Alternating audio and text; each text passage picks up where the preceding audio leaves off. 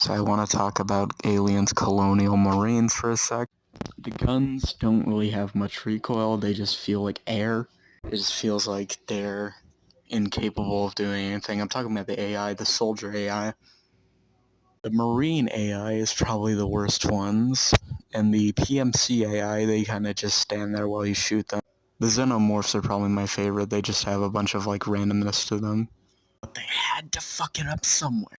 The game looks like shit, as you can probably see from the game. Even for 2013, it still looks... And I just don't find it fun. Like, I tried. So what I'm gonna say here is...